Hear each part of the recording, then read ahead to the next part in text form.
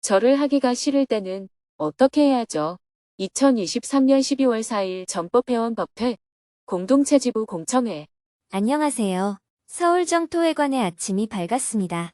오늘은 정토회 전법 회원들이 포사를 통해 자신을 돌아보고 청정해지는 날입니다. 스님은 새벽 기도와 명상을 마친 후 오전 10시부터 전법 회원 법회를 생방송했습니다.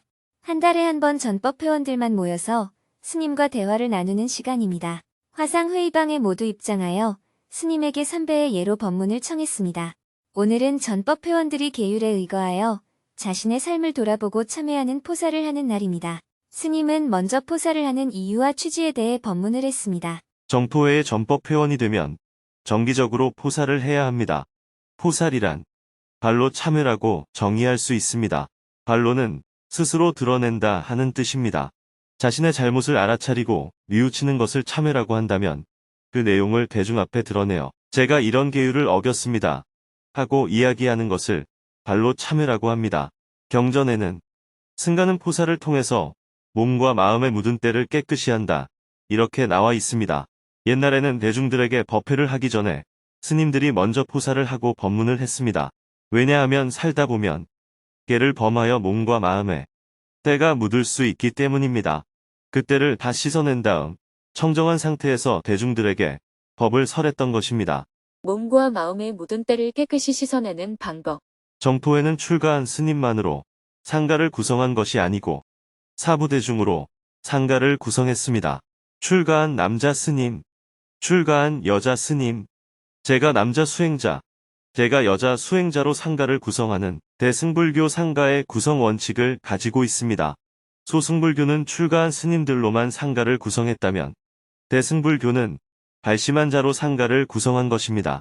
정토회는 마음을 청정히 한 자는 그의 처소가 절이든 가정집이든 상관없이 모두 수행자이다 하는 원칙을 갖고 있기 때문에 전법 회원 여러분들은 모두 출가 수행자의 범주에 들어갑니다.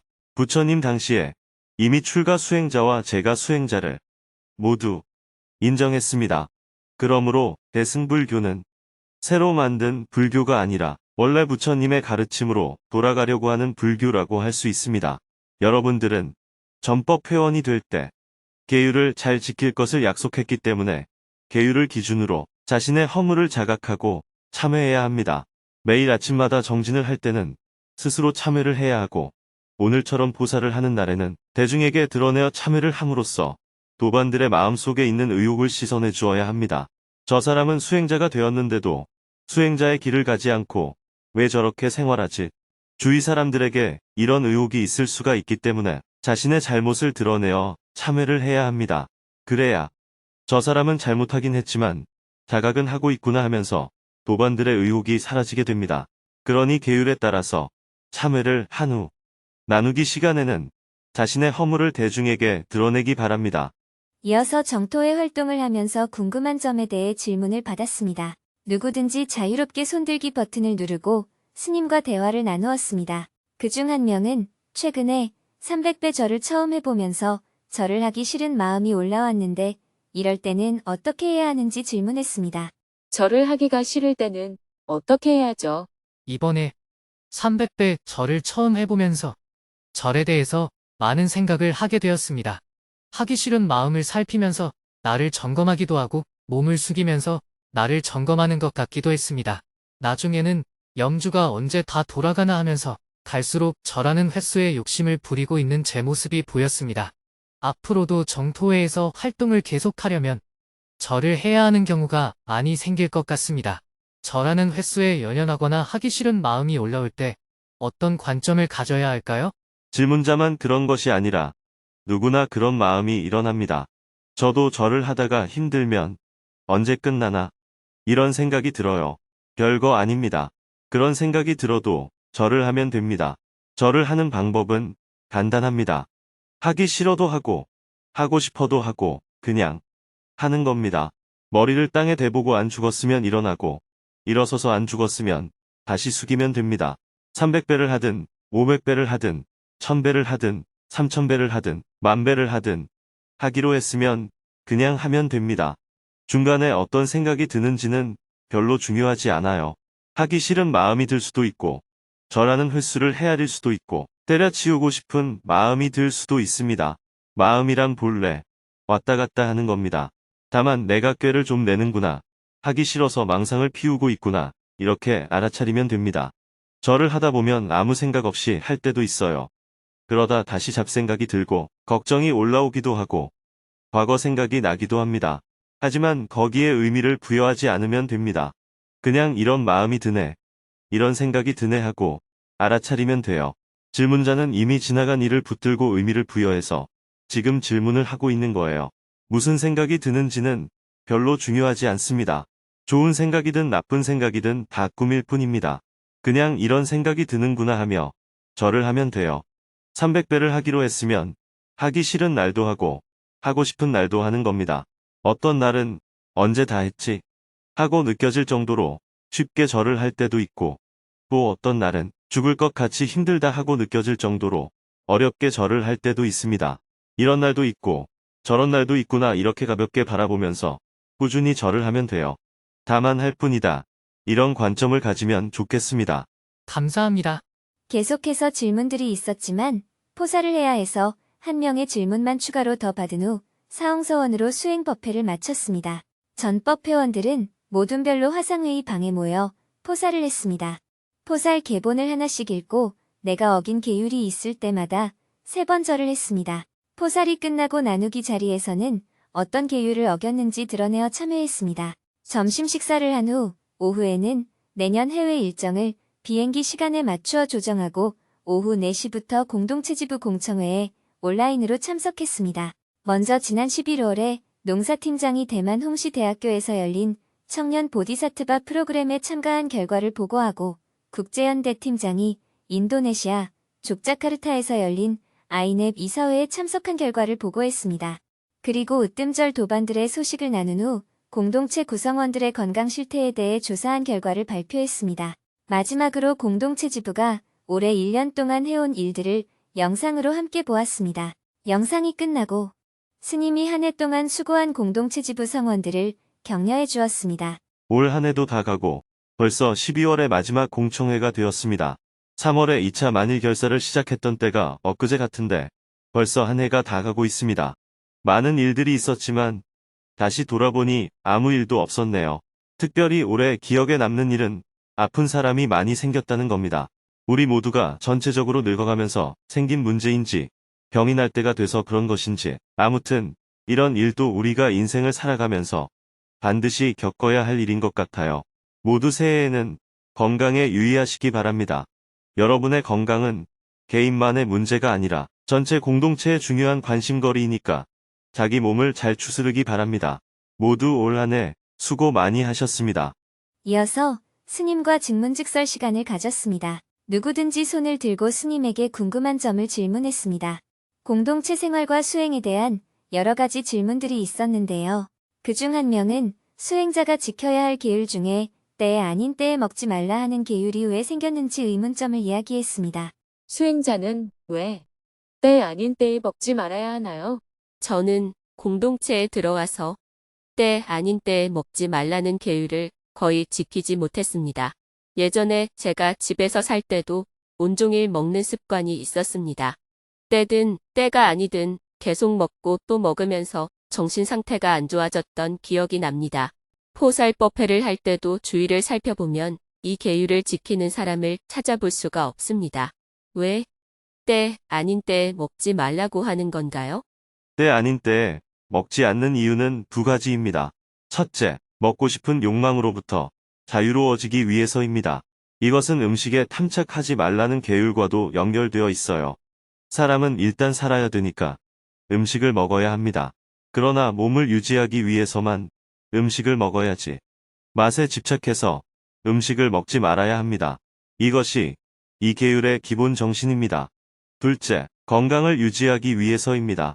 하루에 2끼면 2끼, 3끼면 3끼, 딱 정해진 시간에 규칙적으로 먹으면 건강에 좋습니다. 보통 위장병 있는 사람이 군대에 갔다 오면 대부분 낫습니다. 왜냐하면 군대에서는 딱 주어진 시간 외에는 간식을 먹기가 어렵기 때문입니다. 그런데 사회생활을 하게 되면 때 아닌 때에 계속 먹기 때문에 위가 쉬지 못합니다.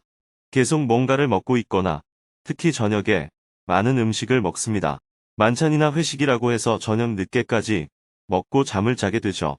그러다 보니 체중도 늘어납니다. 육체 노동을 많이 하는 사람이 힘을 쓰기 위해서 먹는 것이 아니라 그저 맛에 집착해서 먹기 때문에 남는 에너지가 계속 쌓여서 체중이 늘어나고 건강이 안 좋아지죠.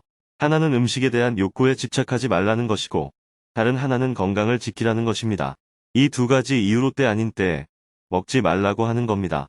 요즘 법사 교육을 받고 있는 행자님들을 옆에서 지켜보면 때 아닌 때에 음식을 먹지 않는 것을 매우 엄격하게 지키고 있습니다. 심지어 지도법사가 먹으라고 권유를 해도 안 먹어요. 규칙을 바꿔주겠다고 해도 안 먹습니다.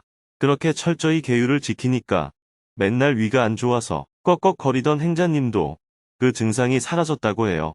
맨날 과자 먹고 군것질하는 습관을 버리게 되면 식사 시간에 밥을 제대로 먹게 되고 그러면 건강도 좋아지는 거죠. 그런데 사회활동을 하려면 손님을 많이 만나야 하는데 그럴 때마다 계속 차를 마셔야 하거나 과일이라도 같이 먹어야 하잖아요.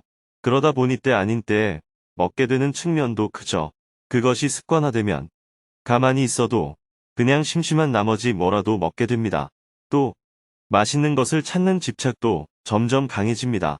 그러다 보니 이 계율을 자주 어기게 되는데 개선을 하려면 어길 때마다 부지런히 참회를 해야 합니다.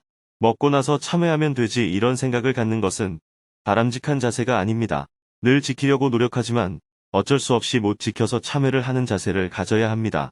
가능하면 지키는 방향으로 나아가기 위해서 계율로 정한 것입니다. 그런데 또 이것은 문화적인 영향을 많이 받습니다.